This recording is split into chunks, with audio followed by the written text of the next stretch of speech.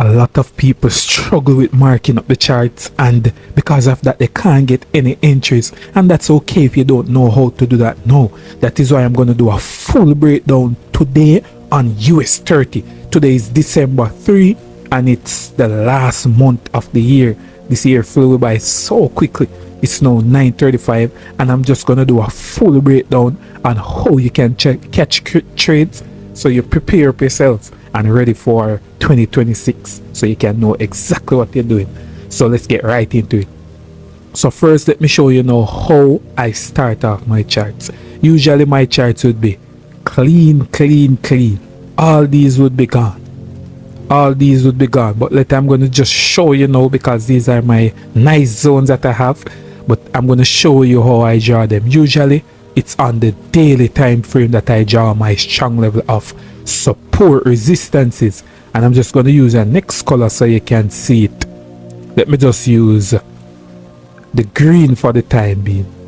So what I do is I draw the areas where the market acted as a support and a resistance on the daily time frame, because remember, the higher the time frame is, it's the stronger the zones are, because it took a lot to push from that. So you see price acted as a resistance here. I remember resistance is where the market sells from, so the market sold from here, and then it started buy from here, buy. So we know this level is very strong. Then we see the market acted as a resistance here, again support. So those are the areas, and you see it's the same thing that's happening over and over. So that is why I draw those levels with at the strong level of support resistances, because the market usually reverses from those areas. And you see same thing here, and this is now just the highest point that the market has been. After I do that now on the daily time frame, now I usually go on the 2-hour time frame to get my market structure. Some people use 4 hour, some people use 1 hour. I like the 2-hour time frame because it's just right at that sweet spot, not too quick for the structures to form, but also doesn't take too long as well. So I like the 2-hour time frame. So that is where actually the only time frame that I really look at for the market structure. And what is the market structure? The market structure is when the market is creating higher highs and higher lows when it is buying, and lower highs and lower lows when it is selling. And this is how it would look. So this is for the uptrend. This is how the market looks for the uptrend. Higher highs, higher lows, because the market is getting higher and higher. So you see this price is higher than this price is higher than this price, this high is higher than this one, and then this one is still higher than this low. So that is what we would have as our market structure. And then now for the sell, now it's the opposite. So the market is getting lower and lower. So it is doing even some pullbacks, but it's still not reaching the point that it was before. So this is how the market looks in an uptrend. The market looks like this in an uptrend, because this is basically the base of what the market is doing. So that is in an uptrend, and this one is in a downtrend because price is getting low. So this is what we always looking at. It's not gonna look so clean like this all the time because we have the wicks and all of that, but this is the basis of what we are looking for. So on the 2-hour time frame, I can show you now how this would look. So you see, let us look at even this buying. Look at here, price right here, up, and then the price create higher, makes a pullback, higher, makes a pullback, higher. So you notice it keeps doing that same exact thing that we have over here for the uptrend. So this is how it would look now, and this now. And if you even look at this one right here, we see it doing the same thing. But how do we know that price is in an uptrend? It's when it's making higher highs and higher lows, as I said. But how would we identify that on the 2-hour time frame? I have a way how I do it to mark it out, so we're not confused, we're not unsure what we're looking for. So this is, remember, when price is coming back, remember when we see a blue then a red candle, that would mean that would be a resistance. So the two pairs of them would be a resistance, because you notice when price created the blue, then red, it started selling blue then red, and it doesn't have to be that color, but is when price have a buyer's candle and then a seller's candle, that means price created a level of resistance. And the opposite is also true. When price created a seller's candle then a buyer's candle, that would be a support. And remember, the resistance is where the market sells from, the support is where the market buys from. So in an uptrend, we want to catch trades at our support, because remember, in uptrend we are looking for buys.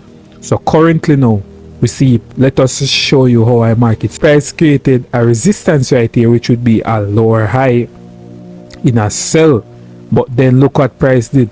Price broke this level of resistance. One price close on it and one price close above. So that is what I do, and I mark a little vertical line on where price close, on the one that close above, to identify, okay, price created a new high. So if price created a new high, I want to take buys, and I would go on the 5 minute now and get the buys from the secret sauce zone. And remember, if you want to get the secret sauce, you have to link the Coleman boss. That those are the areas where the market is very likely to push up, even if it doesn't do it right away and even break and come back. Most of the time price is pushing from these zones. So even if we are incorrect sometimes, which is naturally going to happen, we know that on a bounce of probabilities over the long term, we are going to be correct. So that is what I do to identify it, because I want to be sure. Because most of my losses when I used to just started trading was because the market was selling and I was buying, or the market was buying and I was selling. That's because I didn't understand market structure properly.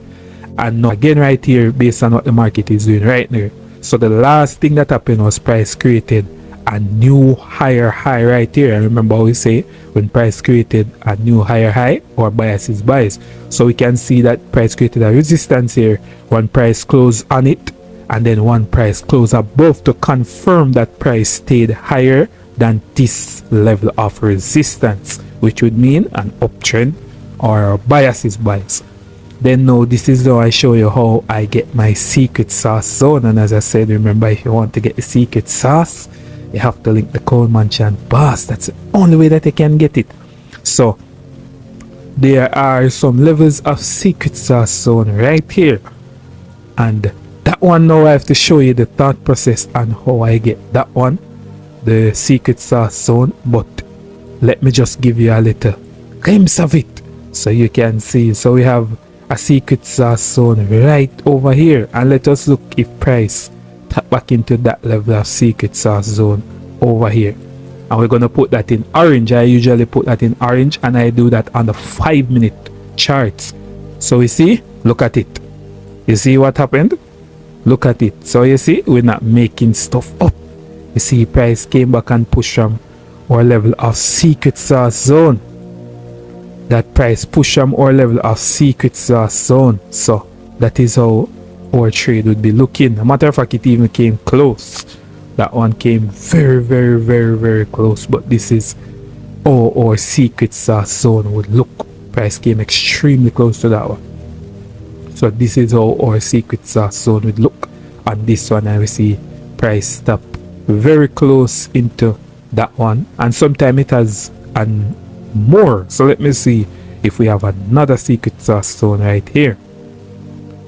Let us look at it. So currently there are no one, it's just that one. So it went extremely close and did a rejection. But you see how price push very strong. So if you had caught this trade from right here, that would be a banger. So this is how I do a full breakdown of my strategy, full breakdown, and then we just continue watch as the market develops brand new structure, and then we just do the same thing over and over and over again in reality. But it's just the principles and the concepts that we are understanding, so we can catch those trades. Remember, because they don't have to play out perfect and they're not going to win every time, but the principle works every time overall. So that is what you want to do. You want to work with principles and guidelines, not what the market has to do or what it doesn't have to do. But we know that on a bounce of probability, we are going to win because we are aligning with those strong level of support resistances, the market structure and the 2-hour time frame, and the secret sauce zone at the 5 minutes. And when we get a confirmation there as a support or resistance, as I show you how that is how now we would catch the trade. So that is how I do my breakdown. So remember, watch this video 1,000 times if you have to.